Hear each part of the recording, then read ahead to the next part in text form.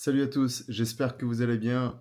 Bienvenue à nouveau sur ma chaîne YouTube, ça fait longtemps, ça fait longtemps. Et aujourd'hui, une petite vidéo conseil à la fin, de ces grandes vacances et quelques semaines avant la reprise sportive, j'imagine, pour tout le monde. Donc, le thème du jour, c'est comment reprendre dans les meilleures conditions ou comment commencer le MMA à la rentrée dans les meilleures conditions.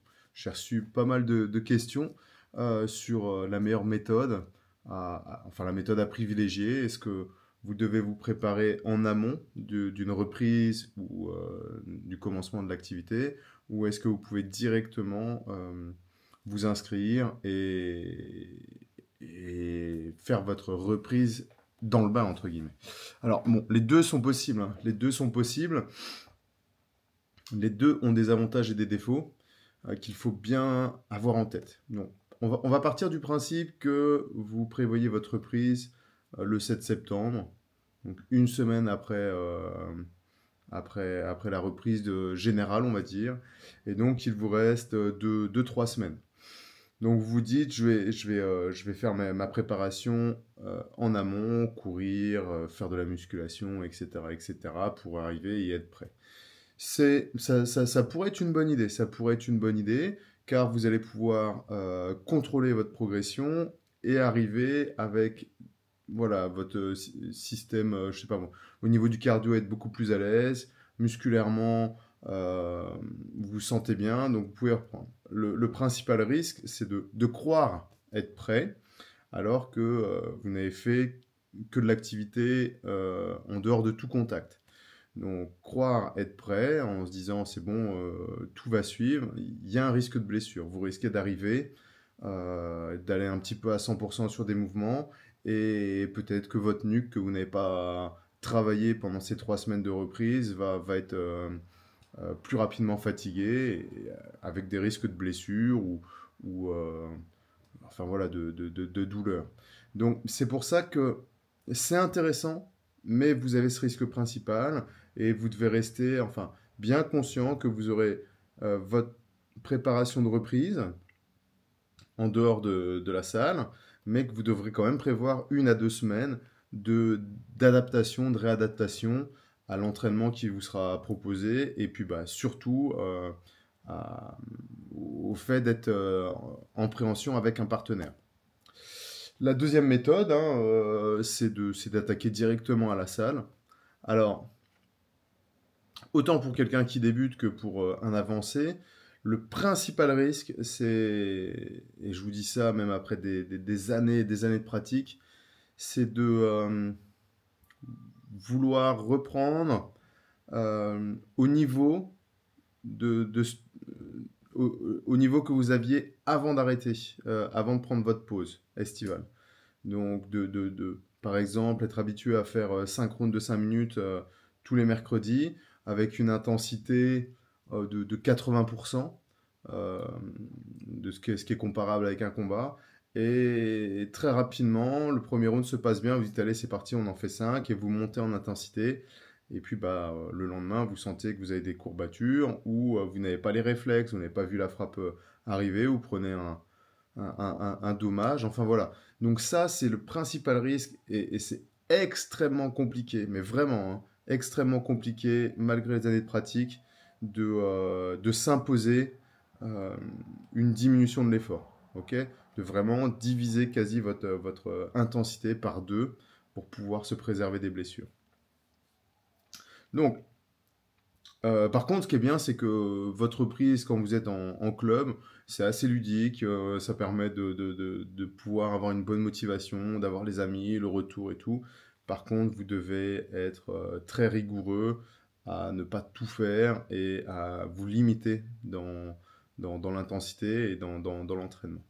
Mais pour ça, pour être rigoureux, ce qui peut bien fonctionner, c'est de faire un plan. Voilà, vous allez vous imposer un plan de reprise, d'entraînement, et ça va un petit peu vous décentrer de vous-même une fois que c'est sur papier. Donc, mon plan, par exemple, c'est 3 entraînements la première semaine, eh bien, vous vous y tenez. Et pas genre, oh, j'y vais, j'en fais 5, j'en fais 6, j'y vais à fond. Et puis, après, vous n'êtes plus là pendant 3 semaines parce que la fatigue parce que la cheville fait mal ou des trucs comme ça. Donc un plan, voilà, c'est un bout de papier, c'est un stylo, et vous commencez pour faire un plan par un bilan. Ok, moi je vais faire le mien, comme ça vous voyez un petit peu. Ok, mon bilan. J'étais en congé quasi 3 semaines, et j'ai fait la première semaine 0, et ensuite deuxième et 3 semaines, j'ai fait la deuxième semaine 3 entraînements dans la semaine, et la troisième semaine 1, 2, 3, 4 entraînements. Donc voilà, je me suis maintenu relativement en forme, avec une intensité beaucoup moindre, et j'ai eu un seul entraînement de préhension, donc un entraînement où je suis parti dans un club, et j'ai bien fait attention à tourner avec des gars à mon poids, et ouais, ça allait pas être compétition, parce que j'avais rien fait pendant 10 jours, j'étais vraiment là pour tourner light, sans ego, voilà quoi. Ok. Donc ça c'est mon bilan. Mon objectif, c'est de pouvoir être à 100% dans le sens, pas 100%, je veux pas être à 100% de mes capacités, je veux être à 100% de ma reprise. Donc je veux que mon corps soit prêt à attaquer réellement ma prépa mi-septembre. Ok, donc là on est le 21, j'imagine, j'en sais rien. Donc dans, on va dire 3 semaines et demie. 3 semaines et demie pour, voilà, commencer à me dire c'est bon, on peut attaquer une vraie prépa. Donc c'est long, hein, 3 semaines et demie, hein, c'est pas rien, hein. Mais sur ces 3 semaines et demie, je vais vraiment aller progressivement. Et puis bah, mi-septembre, commencer un camp s'il se présente. Et puis bah, alors, comme je vous ai dit, hein, je me suis maintenu pendant les vacances. Là, c'est une reprise immédiate. Donc j'ai repris mardi, hier. Et je suis parti à la muscu le matin et donner cours le soir où j'ai fait l'échauffement, de la technique et tout, très très light. Et là, je reprends ce matin, c'est les sparring. Donc là, c'est pareil, là, c'est risqué. Mais je vais bien calculer tout ça. Donc, semaine 1, moi, mon objectif, c'est reprendre mon cardio. Donc, je veux vraiment pouvoir faire du volume, mais pas trop d'intensité. Je veux vraiment que le cœur, les poumons, voilà, ça s'ouvre bien, ma cage thoracique, enfin voilà, me sentir à l'aise. Donc, mon objectif, c'est volume d'entraînement pour le cardio et pour la fatigue musculaire, même si c'est très rare que j'ai les muscles épuisés. Réveil musculaire, ça va être aussi mon deuxième objectif. Et puis reprendre les sensations avec un partenaire. Ok, sur la première, et je pense que ça va être sur la deuxième semaine. Et là, ce que je vais faire, c'est que je vais diviser mon volume d'entraînement habituel par moitié, donc 50%. Ok, donc sur mes sparring, aujourd'hui, je prévois, ouais, je pense que je vais faire 4 rounds de 5 minutes, je pense. 3 ou 4 rounds, et avec vraiment une intensité beaucoup plus light si je dois prendre des repos. Enfin voilà, je vais vraiment pas mettre mettre mon ego de côté, pas forcer. Donc je m'attends si je diminue à perdre des positions, à me retrouver en dessous en lutte. Enfin voilà. Alors ça c'est assez étrange, hein, comme approche, mais c'est aussi la capacité à mettre son ego de côté et voilà, savoir que on se préserve, on se préserve. Le combat, il est pas à la salle, hein, il est en compétition où il est bien encadré. Ok. Donc cette semaine, j'ai ma muscu le mardi, light le mardi soir, sparring très light aujourd'hui. Jeudi, je vais faire repos comme d'habitude. Vendredi, je vais faire la lutte. Et plutôt que de faire les 10 rounds, je pense que je vais en faire peut-être un sur deux. Je pense que ça pourrait être pas mal. Un round sur deux. Samedi, muscu. Et samedi après-midi, juste de la technique. Voilà, je pense que pour commencer, c'est plutôt pas mal. Et alors, je ferais peut-être... Ouais, on va voir combien de temps ça se passe. Mais si ça va bien, j'irai peut-être courir léger 40 minutes. Ok. Deuxième semaine, la même chose. J'aurai un entraînement de plus le lundi matin. Alors là, c'est risqué aussi parce qu'on a les sparring le lundi matin. Et donc, je pense que je vais tourner avec des personnes de confiance, à mon poids, voire un peu plus léger. Ouais, il va falloir vraiment que je fasse attention. Euh, je vais voir. Je ferai peut-être que 3 rounds, un round sur deux, ou les 3 premiers, à voir. Ou alors je vais skipper aussi, hein, c'est une possibilité. Partez bien, enfin je sais pas comment ça se passe dans vos clubs et tout, mais n'hésitez pas. Alors si vous avez un coach qui pousse pour faire tous les rounds, allez on y va, n'hésitez pas à le dire en amont, ouais, je reprends, je préfère faire 2 rounds et puis me reposer ou arrêter parce que je sens que ma cheville, n'importe quoi, hein, ok? Mais ça, c'est vraiment essentiel. Semaine 3, je pense que là, on va être à ouais, 75-80%. Ah, en musculation, je vais vraiment privilégier, là, j'étais à 50% de ce que je fais habituellement. Je m'intéresse pas trop aux muscles, je m'intéresse vraiment aux articulations, à reprendre les formes de corps et pas commencer à forcer et avoir des tensions dans le cou, dans le bas du dos, un truc comme ça. Et donc ça, je vais faire ça pendant les 2 prochaines semaines. À partir de la troisième, je commençais l'hypertrophie.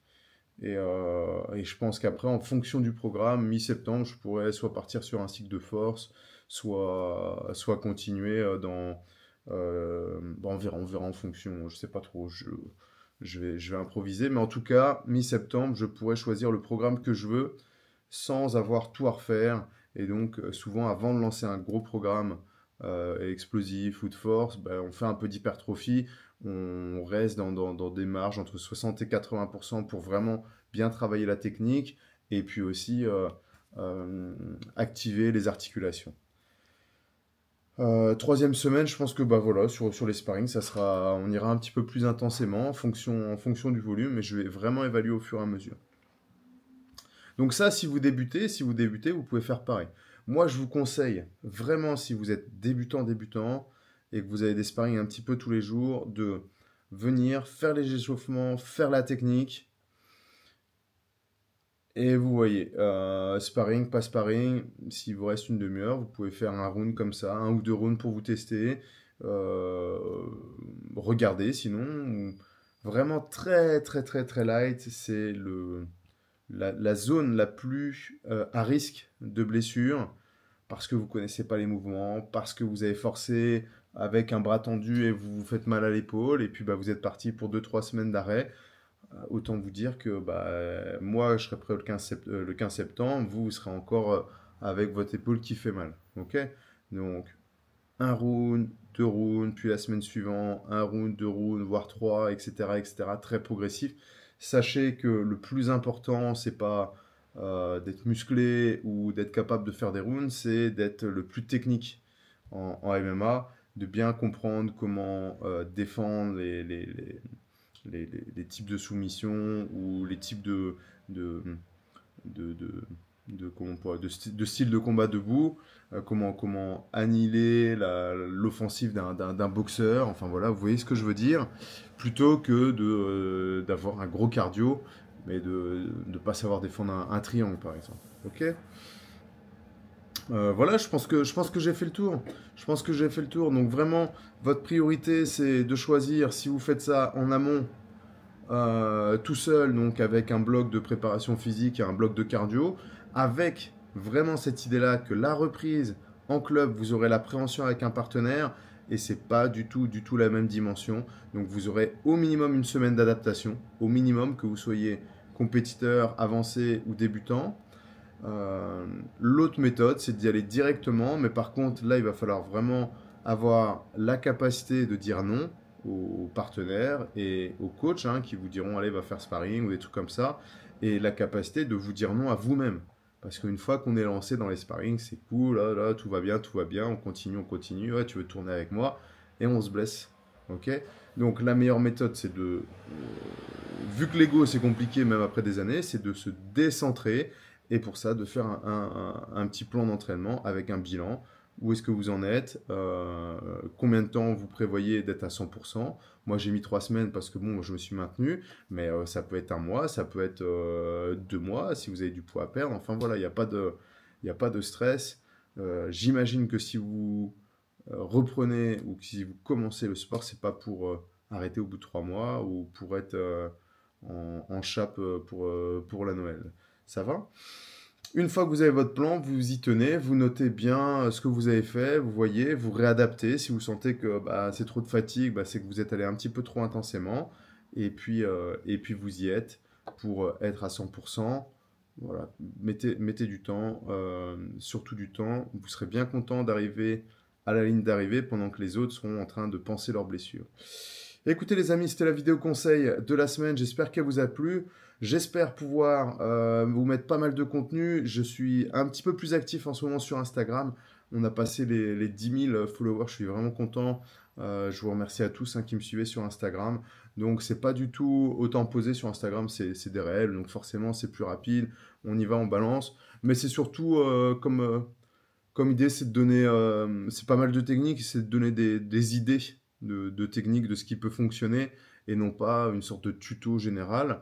Voilà, c'est des petits trucs que je trouve sympa à bosser, un petit peu highlight comme ça, mais qui permet d'ouvrir un peu l'esprit et de voir le champ des possibles.